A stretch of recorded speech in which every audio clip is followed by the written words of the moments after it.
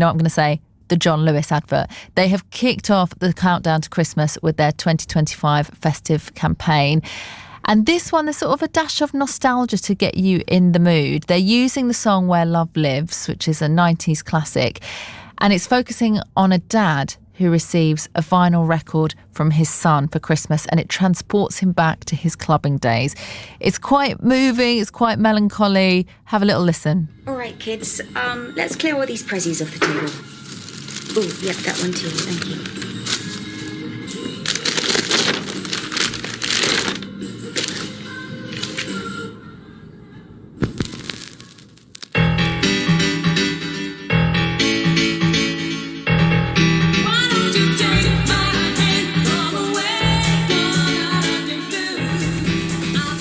I mean, you have to see it on telly for the full effect, obviously. That we are just the radio, but you kind of get a little bit of a sense. Katie Skingle is with us now from Cat Marketing. She knows firsthand what it's like to work on a Christmas ad and what makes one special. Hi, Katie.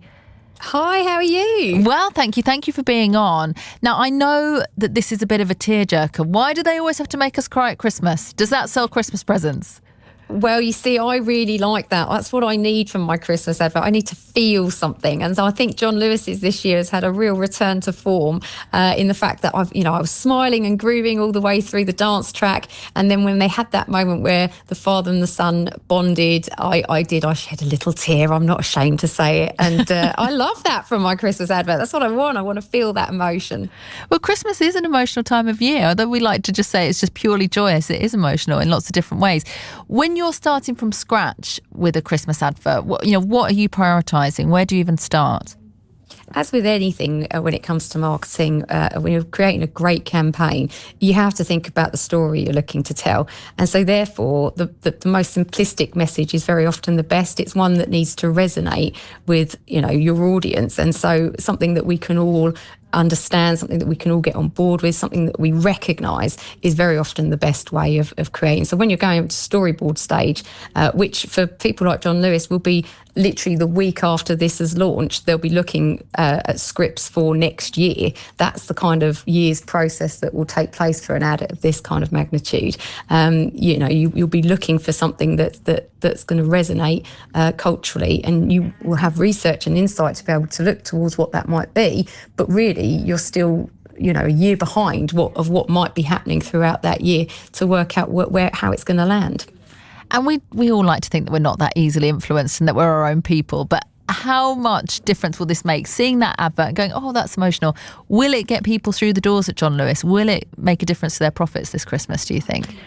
Well, I think that this year particularly, they've had a return to form in the fact that it's a really great story for their brand. So I actually think they've done a great job of it. When it comes to how they'll utilise that campaign to get people through their doors for their stores, it's not just about the linear TV advert anymore. You're looking at the digital channel activation that will take place.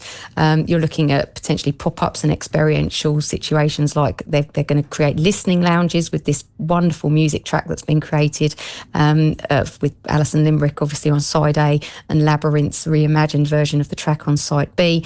This is going to be a space in their store where they're looking for people to be able to sit and share time listening to music while potentially other members of the family are running around doing the shopping. So there's lots of things that they'll utilise and lean on this campaign to be able to talk to their customers and to get them into their stores.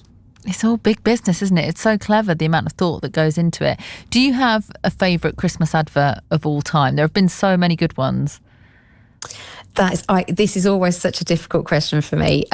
So John Lewis, very much so. I do really enjoy The Long Wait back in 2011, which this advert this year actually reminds me a little bit of in its simplicity.